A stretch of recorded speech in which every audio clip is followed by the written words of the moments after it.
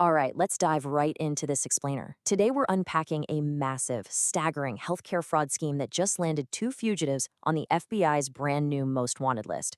We're talking hundreds of millions of taxpayer dollars, fraudulent genetic testing, and a highly coordinated international manhunt. It's a wild story. So let's break down exactly how this alleged DNA scam actually worked, the sheer scale of the money involved, and exactly who the FBI is hunting right now. To set the stage here, FBI Director Kosh Patel actually announced this new initiative on social media just recently, pointing out the Bureau's intense momentum in catching their top targets. He specifically highlighted that the FBI captured two major targets in just 2 weeks. Because of that rapid success, they're clearly keeping the pressure on and updating their priority target list. And, well, that brings us directly to the newest names added to their radar. Section 1, the most wanted fraudsters. Massive healthcare fraud. So the FBI has officially added Khalid Ahmed Satari and Amayali Tai to this list. Now, what makes this so urgent is that both of these individuals have actually been considered fugitives since 2022. They've literally been on the run for a while now, and they're accused of defrauding the federal government out of hundreds of millions of dollars combined. This wasn't just some small-time corner clinic operation. No, this was a massive systemic draining of federal healthcare funds. Section 2, the genetic testing scheme. Medicare manipulation. So how did they do it?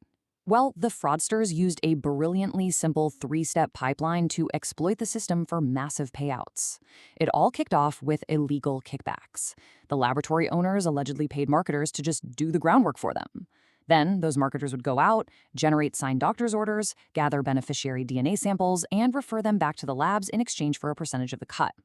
Finally, the labs would bill Medicare thousands of dollars for this genetic testing.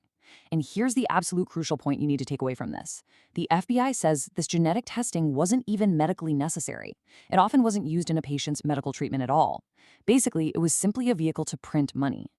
Section 3, the masterminds, Tai and Satari, two massive lab empires. As you'll see here, both individuals operated completely separate lab networks that billed Medicare astronomical sums over several years. Look at Emily Tai first. Her operation was active from 2019 to 2022, and in that relatively short window, she allegedly billed Medicare approximately $142 million.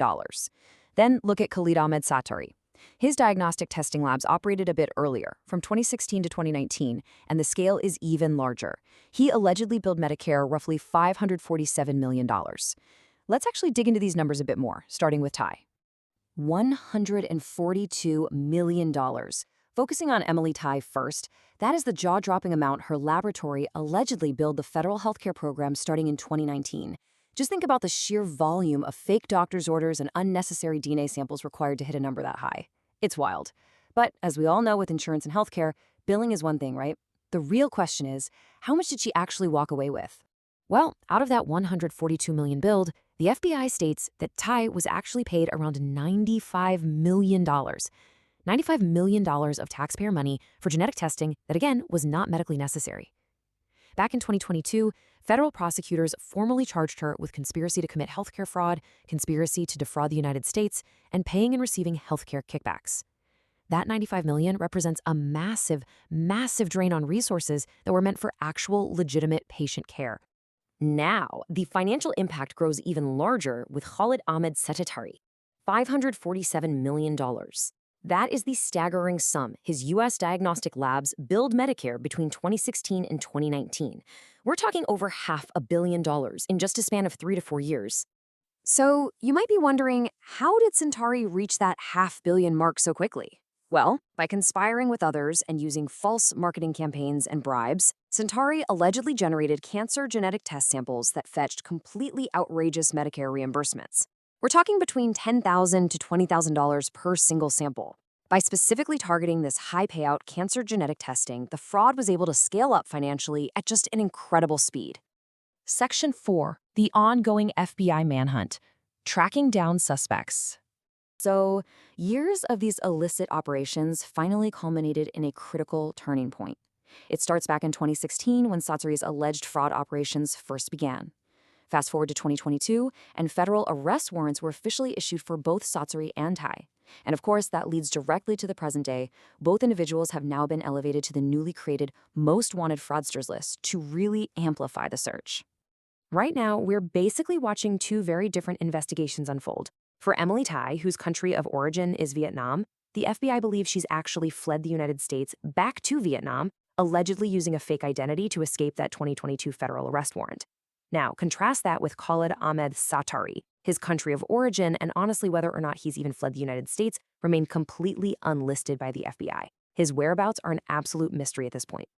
To crack this case, the FBI is definitely not holding back. The Bureau is now offering a substantial $150,000 reward for any information leading to the capture or conviction of either Tai or Satari. They're heavily banking on the fact that this significant financial incentive will be the key to shaking loose the information they need to finally close the net. Which leaves us with this final thought to consider. Will this new Most Wanted Fraudsters list finally lead to their capture? Will this $150,000 high-profile bounty and the intense public spotlight bring an end to their time on the run, or will they continue to evade federal justice? It really is a fascinating look into the mechanics of high-level systemic fraud and the reality of international manhunts. I hope breaking this down helped clarify exactly how this staggering DNA scam unfolded. Stay curious, keep learning, and I'll catch you on the next explainer.